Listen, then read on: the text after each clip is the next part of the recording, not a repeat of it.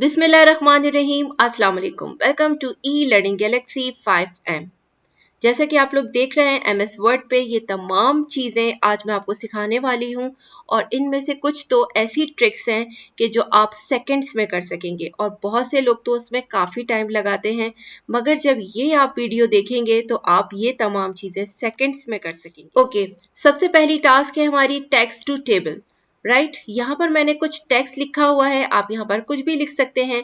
इसको मैंने सबसे पहले सेलेक्ट किया और फिर मैं जाऊंगी टेबल में, इंसर्ट टेबल, देन यहाँ पर देख रहे होंगे आप convert text to table. Right, इस पे मैं क्लिक करूंगी और यहाँ पर देख रहे होंगे आप नंबर ऑफ कॉलम्स 1 दिया हुआ है, ये बाय डिफॉल्ट है। अगर आप चाह रहे हैं कि ये जो मैंने नेम्स लिखे हुए हैं ये 2 कॉलम्स में आ जाएं, तो ये 2 कॉलम्स में कैसे आएंगे, मैंने जस्ट यहाँ पर 2 प्रेस करना है और ओके कर देना है, तो ये 2 कॉलम्स में कन्वर्ट हो गए। ठीक है, और फिर आप इसकी अलाइनमेंट वगैरह सही कर दीजिए। यहाँ पर लेआउट में जाएं और इसको अलाइन सेंटर कर दें। साइज इंक्रीज करना है तो यहाँ से आप इंक्रीज कर दें। फॉन्ट चेंज करना है तो यहाँ से कर दें। और बोल्ड, इटैलिक, अंडरलाइन जो भी आप देना चाहें वो सब आप कर सकते हैं। यहाँ से आप कलर चेंज कर सकते हैं, मोर इफेक्ट से भी कर सकते हैं। ठीक है, और हाईलाइट भी कर सकते हैं। ये देखिए हाइलाइटर्स हैं ये। ठीक है, अभी मैं यहाँ पर कोई भी हाइलाइटर यूज नहीं कर रही। ओके, तो ये था टेक्स्ट टू टेबल, बहुत ही आसान सा तरीका। Next task is insert row by enter key. आप कह रहे होंगे कि ये कैसे मुमकिन है। तो आप लोग क्या करते हैं, जब भी कोई रो इंसर्ट करनी होती है आप उसको सेलेक्ट करते हैं, राइट क्लिक करते हैं और यहाँ पर आपके पास इंसर्ट का ऑप्शन आता है। अगर आपने इंसर्ट कॉलम करना है तो आप लेफ्ट राइट करते हैं, और अगर अबव रोज आपको इंसर्ट करनी होती है तो आप अबव एंड बिलो करते हैं। ठीक है, अब जैसे मुझे मॉनिटर के नीचे रो चाहिए तो आपने इंसर्ट पे जाना है और इसको बिलो कर देना है। ठीक है, ये थोड़ा सा टाइम टेकिंग वर्क है। अगर मैं आपसे कहूँ कि स्कैनर और प्रिंटर के नीचे मैं रो जो है वो सिर्फ एंटर की से जनरेट करूंगी तो वो कैसे होगा। आपने क्या करना है, ये इंसर्शन पॉइंट को यहाँ पर लेकर आकर और जस्ट एंटर की प्रेस करनी है। ये देखिए, ठीक है। अगर आप चाह रहे हैं कीबोर्ड और माउस तो यहाँ पे भी नीचे मैं करती हूँ, ये देखिए। आई होप कि ये ट्रिक भी आपके लिए काफी जबरदस्त रहेगी। अब नेक्स्ट टास्क है टेक्स्ट टू कॉलम्स। तो सबसे पहले मैंने क्या किया है, यहाँ पर मैंने टेक्स्ट लिखा हुआ है और अब मैं इसको सबसे पहले टेबल में कन्वर्ट करूंगी। Insert table, convert text to table, right, और यहाँ पर इसको मैं कॉलम 1 ही दूंगी। ठीक है, मैंने इस तरह से दिया और अब मैं चाह रही हूँ ये तमाम टेक्स्ट जो है ये वाला टेबल मैं कॉलम्स में चेंज करना। तो फिर मैं उसको कैसे करूँगी, लेआउट में जाऊँगी और यहाँ पर देखिए आप कॉलम्स का ऑप्शन है और मैं इसको 2 कॉलम्स में डिवाइड कर दूंगी। ये देखिए कितना आसान सा तरीका है कॉलम्स में करना, और आप चाहें तो इसको 3 कॉलम्स में भी कर सकते हैं। देखें कितना आसान सा प्रोसीजर है कि कोई भी टेक्स्ट को आप कॉलम्स में चेंज कर दें। इसकी अलाइनमेंट वही है, सेम आप इसी तरह इसको सेंटर में कर दें, लेआउट में जाके इसकी अलाइनमेंट इधर से भी सही कर दें तो ये मिड में आ जाएगा। और ये था text to column. Next task is draw columns और रो। अगर आपसे कहा जा रहा है कि ये जो आपने टेबल बनाया है इसमें आप एक और कॉलम का इजाफा करें तो वो आप कैसे करेंगे। तो सबसे पहले आपने क्या करना है, इंसर्ट पे जाएं, टेबल पे जाएं और यहाँ पर देखें ड्रॉ टेबल का ऑप्शन है। जस्ट आपने इस तरह से लाइन ड्रॉ करनी है और ये देखें यहाँ पर कॉलम आ गया है। ठीक है, आपको कोई भी मुश्किल नहीं हुई और आपने आराम से इस तरह से कर लिया। अदरवाइज आप ऐसे भी कर सकते हैं, यहाँ से ये पूरा सेलेक्ट करें और कॉलम को सेलेक्ट करें और यहाँ पर इंसर्ट पे जाएं। अगर आपको लेफ्ट साइड पे चाहिए तो इंसर्ट कॉलम लेफ्ट और राइट पे चाहिए तो इंसर्ट कॉलम राइट। ठीक है, आप इस तरह से कर सकते हैं, इसी तरह बिल्कुल जैसे कि रॉ हमने इंसर्ट की थी। रॉ का तो प्रोसीजर मैंने आपको जस्ट एंटर की से बता दिया था। देखिए यहाँ पर मैंने रखकर सिर्फ एंटर की प्रेस की है और इस तरह से ये रॉ ऑटोमेटिकली बन चुकी है। ये था बहुत ही आसान सा तरीका। Okay, next step is auto count complete. जो है वो कॉलम को आपने सेलेक्ट करना है और यहाँ पर देखें होम में और यहाँ पर नंबरिंग में जाएं और यहाँ पर कोई सी भी जो भी आपको फॉर्मेट पसंद है आप उसको सेलेक्ट कर लें और ये देखिए इस तरह से काउंटिंग आ जाएगी। आप चाहें तो उसको चेंज भी कर सकते हैं। मैं आपको और शो करवा देती हूँ इसको। ठीक है, यहाँ पर आप ABCD भी कर सकते हैं, ये देखिए, और इस तरह से भी। ठीक है, तो ये आप बहुत ही आसानी के साथ सिर्फ आप सेलेक्ट कीजिएगा और फिर आप यहाँ से चेंज कर सकते हैं काउंटिंग को। अगर आपसे कहा जाता है कि ऑटो काउंटिंग से वर्कशीट बनाइए तो आप कैसे बनाएंगे? सबसे पहले आप इंसर्ट पे जाएं, टेबल पे जाइएगा और यहाँ पर आप इस तरह से रोज एंड कॉलम सेलेक्ट कर सकते हैं। ठीक है, यहाँ से किया आपने और इसको इस तरह से एडजस्ट कर लेंगे आप और यहाँ पर अब आपने काउंटिंग देनी है। तो सबसे पहले आपने क्या करना है कि ये पूरे टेबल को आप इस तरह से सेलेक्ट कर लें। मैं ऊपर जो है वो हेडिंग दूंगी तो इसलिए मैंने ऊपर की जो रो है उसको नहीं सेलेक्ट किया। यहाँ पर ये मैंने तमाम रोज एंड कॉलम को सेलेक्ट कर लिया और यहाँ पर देखें ऑप्शन है मेरे पास काउंटिंग का। ठीक है, तो ये इस तरह से मैं इसका साइज इंक्रीज कर देती हूँ और ये देखें ऑटोमेटिकली काउंटिंग जनरेट हो गई। राइट, आप चाहें तो यहाँ पर ABCD भी दे सकते हैं ऐसे। ठीक है, स्मॉल लेटर्स में भी दे सकते हैं।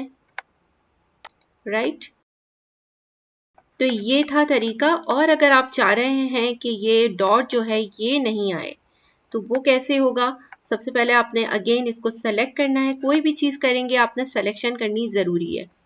ठीक है, तो यहाँ पर आप अगेन होम पे और यहाँ पर आएंगे आप नंबरिंग पे और यहाँ पर देखें डिफाइन न्यू नंबर फॉर्मेट, इस पे आप क्लिक करें।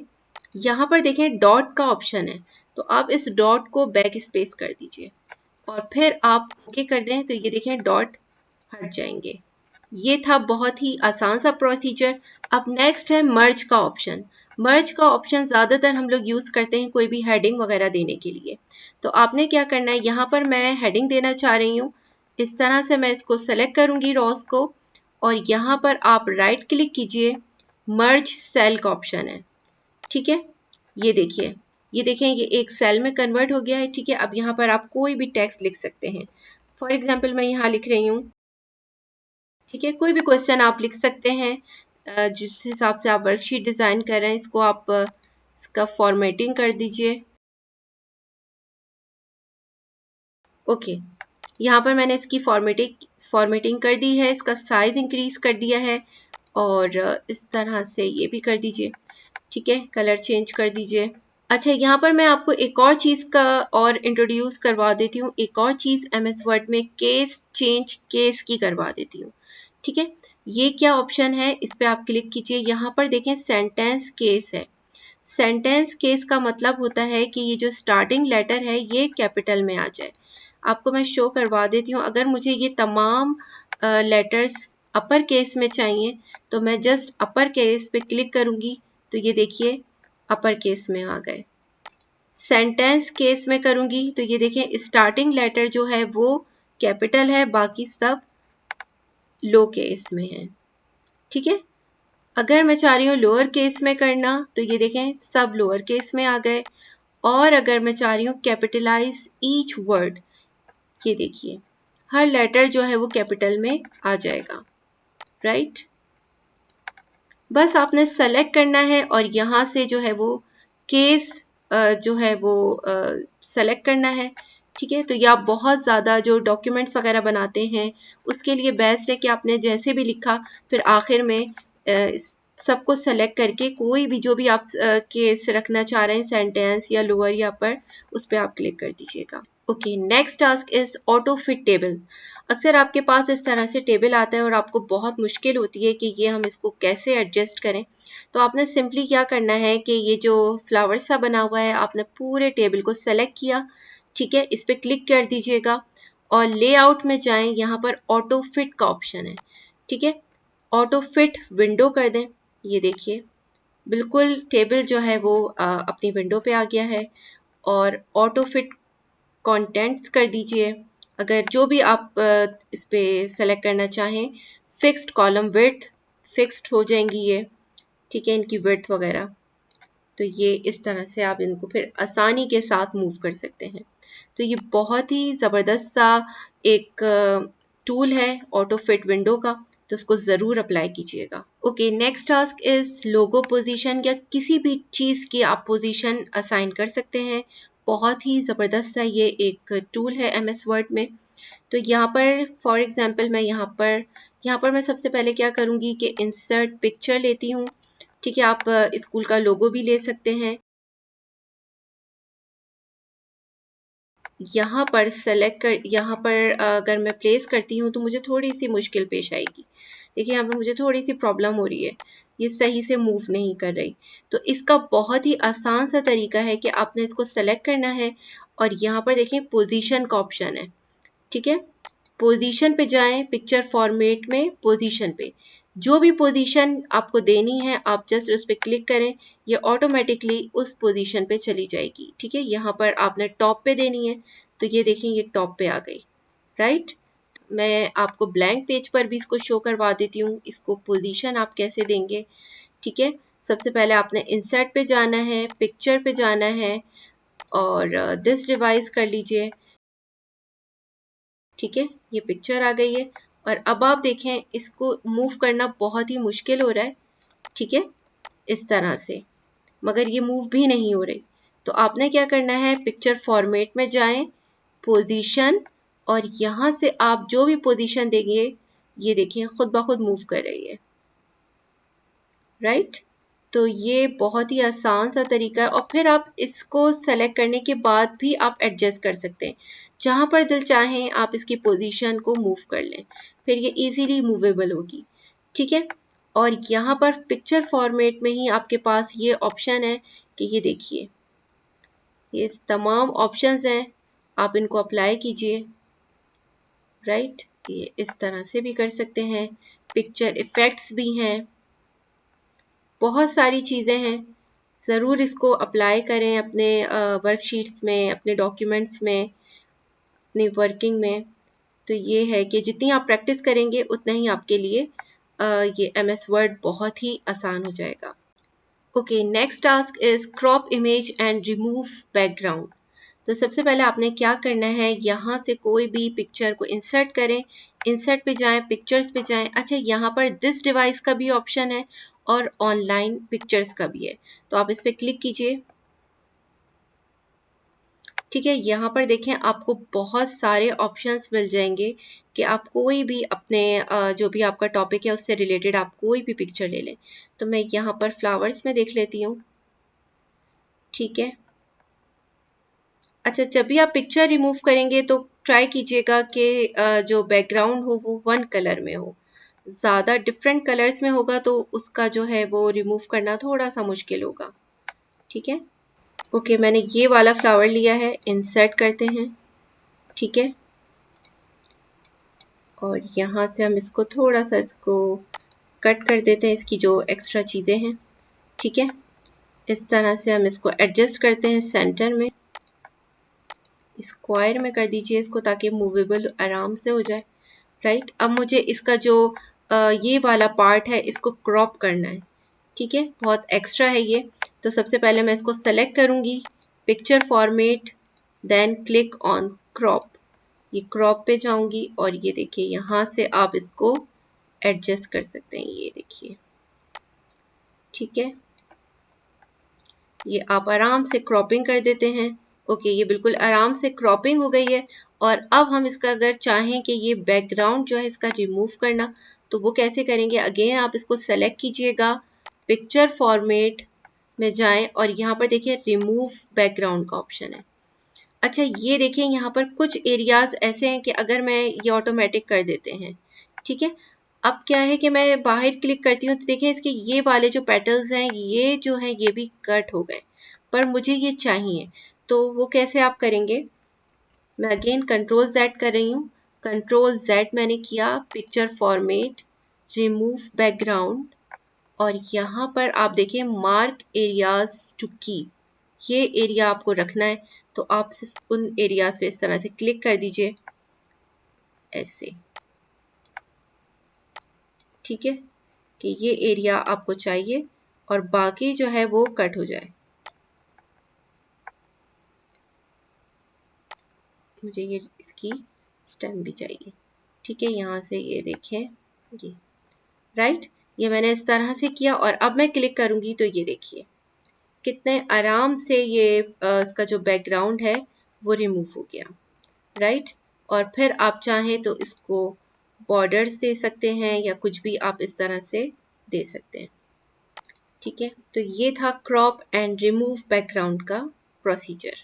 اگر آپ ٹیچر ہیں تو آپ کو اسٹیکرز کی بہت ہی زیادہ ضرورت ہوتی ہوگی, کیونکہ A4 پہ آپ چاہتے ہوں گے کہ بہت سارے اسٹیکرز بن جائیں اور آپ ان کا پرنٹ آؤٹ لے کے اسٹوڈنٹس کی کاپیز میں اس کو پیسٹ کر دیں. فار دا موٹیویشن بہت زبردست آپشن ہے یہ. ٹھیک ہے, آپ کوئی بھی امیج لے لیجیے گا اور سب سے پہلے آپ پکچر فارمیٹ میں جائیں, اس کو کراپ کریں, یہاں سے یہ اس طرح کر کے یہ کراپ کر لیجیے.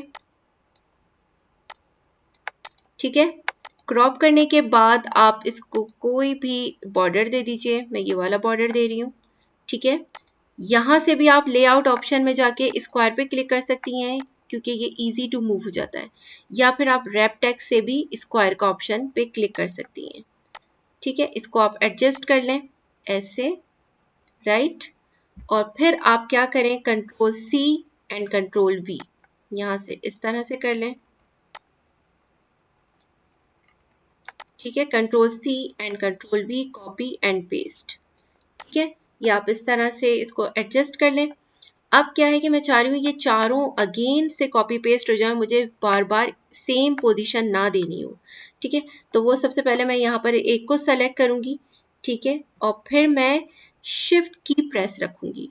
شفٹ کی کو آپ دبا کے رکھیے گا کی بورڈ سے, اور پھر آپ نے سیکنڈ کلک کرنا ہے, تھرڈ کلک کرنا ہے اینڈ فورتھ کلک کرنا ہے. یہ تمام امیجز سلیکٹ ہو گئے. اب آپ نے control C and control V کرنا ہے. ٹھیک ہے, یہ دیکھیے اس طرح سے آپ بہت ہی آسانی کے ساتھ بنا سکتے ہیں. آپ ٹیکسٹ بھی لے سکتے ہیں اس طرح سے, کچھ بھی آپ کوئی بھی کاپی پیسٹ کرنا چاہیں تو آرام سے کر سکتے ہیں. بہت ہی سمپل سا اور آسان سا پروسیجر ہے. اگر آپ چاہتے ہیں کہ آپ کی تمام پکچرز جو ہیں وہ سیم سائز میں آ جائیں تو وہ کیسے آئیں گی, صرف 1 کلک سے. تو آپ نے کیا کرنا ہے, سب سے پہلے یہ ایک پکچر کو آپ نے اس طرح سے سلیکٹ کرنا ہے کہ یہ سائز آپ کو چاہیے. ٹھیک ہے, اور پھر آپ نے کیا کرنا ہے کہ اس کا جو ریپ ٹیکسٹ ہے یہاں پہ جا کے آپ اسکوائر کر دیں تمام پکچرز کا. ٹھیک ہے, یہاں پر اس کا بھی تمام پکچرز کا ریپ ٹیکسٹ یا لے آؤٹ آپشن آپ اسکوائر پہ کلک کر دیجئے. ٹھیک ہے, تاکہ یہ ایزی ٹو موو ہو جائے. اور پھر اب آپ نے کیا کرنا ہے کہ یہ والا امیج آپ نے سلیکٹ کیا ہے کہ مجھے اس پکچر میں تمام پکچرز کا سائز ہونا چاہیے, تو اب آپ نے اس پکچر کو سلیکٹ کرنا ہے اور رائٹ کلک کرنا ہے. یہاں پر دیکھیں سائز اینڈ پوزیشن کا آپشن ہے. ٹھیک ہے, اس پہ آپ کلک کریں. یہاں پر دیکھیں log aspect ratio and relative to original picture size, یہ چیک ہوئے ہوئے, آپ اس کو ان چیک کریں, اوکے کریں. ٹھیک ہے, یہ کام آپ نے کر لینا ہے صرف ایک پکچر کے ساتھ. اور باقی پکچرز پہ آپ نے, اگر آپ کمپیوٹر یوز کر رہے ہیں یا ایکسٹرنل کی بورڈ یوز کر رہے ہیں تو آپ F4 پریس کریں گے, اور اگر آپ لیپ ٹاپ یوز کر رہے ہیں تو آپ F4 پریس کریں گے کی بورڈ سے. یہ دیکھیے F4. ٹھیک ہے, F4. یہ دیکھیے تمام پکچرز کا جو سائز ہے وہ سیم ہو گیا ہے. یہ دیکھیے, تو یہ تھا بہت ہی آسان سا پروسیجر کہ آپ صرف اور صرف ایک کلک سے تمام پکچرز, جتنی بھی پکچرز ہیں, آپ ان کا سیم سائز بہت ہی آسانی کے ساتھ کر سکتے ہیں. Okay, next task is flash card. ہم فلیش کارڈ کیسے بنائیں گے؟ سب سے پہلے آپ نے وہی پکچر کو انسرٹ کرنا ہے دس ڈیوائس یا آن لائن پکچر سے. ٹھیک ہے, یہاں پر میں ایپل کی کوئی بھی پکچر لے لیتی ہوں, اور اوکے میں یہ والی سلیکٹ کر رہی ہوں پکچر. یہ دیکھیے یہ پکچر آ گئی ہے. رائٹ, اب اگین میں اس کے لے آؤٹ آپشن پہ جاؤں گی اور یہاں پر ٹائٹ बिहाइंड टेक्स्ट इस तरह से करके इस पे सेलेक्ट कर लूँगी, फिक्स पोजीशन ऑन कर दूँगी मैं, ठीक है, मूव ना करे, और इस तरह से ये मैं इसको एडजस्ट कर दूँगी। अब आपने क्या करना है, इसको सेलेक्ट करना है पिक्चर को, और यहाँ पर देखें आप पिक्चर लेआउट का ऑप्शन है, राइट, ये देखिए कितने अच्छे अच्छे इसके जो टेक्स्ट हैं वो शो हो रहे हैं। आप इस तरह से कोई भी पिक्चर को बहुत अच्छा सा बना सकते हैं, ये वाला ऑप्शन भी ले सकते हैं। यहाँ पर आप एप्पल लिख दीजिए, इस तरह से आप इसको आप इंक्रीज, इसका साइज इंक्रीज और डिक्रीज भी कर सकते हैं ऐसे, ठीक है, और इसको आप सेंटर में भी कर सकते हैं। यहाँ से चेंज कलर भी, ये देखिए कलर्स भी चेंज हो रहे हैं, जो भी आपको अच्छा लगे वो आप यहाँ से सेलेक्ट कर लें, ठीक है, ये मैंने चूज कर लिया। आप इसको यहाँ से भी चेंज कर सकते हैं, अपनी मर्जी से कोई और सा भी कलर दे सकते हैं। फॉर्मेट में जाकर शेप फिल पे जाके यहाँ से आप चेंज कर सकते हैं, ठीक है। अगर मैं पर्पल दे देती हूँ इस तरह से, सारी जो फॉर्मेटिंग है ना वो आप अपनी मर्जी से भी कर सकते हैं। ज़रूरी नहीं है कि जो इसमें फंक्शंस दिए हुए हैं आप उसी को ही फॉलो करें, आप अपनी मर्जी से जो आपको अच्छा लग रहा है आप वो भी कर सकते हैं।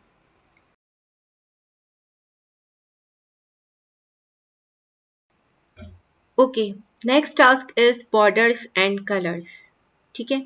आप अब बॉर्डर कैसे देंगे, जो भी आपका A4 पेज है या जो भी आपका लीगल जो भी आप डॉक्यूमेंट यूज़ कर रहे हैं, ठीक है, तो इसमें आप बॉर्डर्स कैसे लगाएंगे। तो सबसे पहले आप क्या करेंगे, डिज़ाइन पे जाएंगे, ठीक है।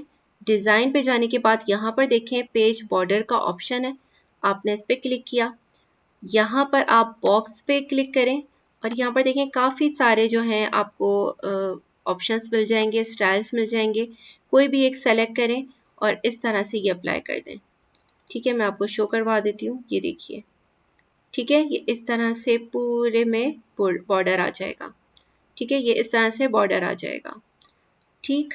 और फिर आपने अगर चेंज करना है, और यहाँ पर काफ़ी सारे और भी ऑप्शंस हैं, यहाँ पर देखें आर्ट में, ठीक है, आर्ट में जाएं आप, ये देखिए कितने सारे ऑप्शंस हैं, आप कुछ भी ले सकते हैं।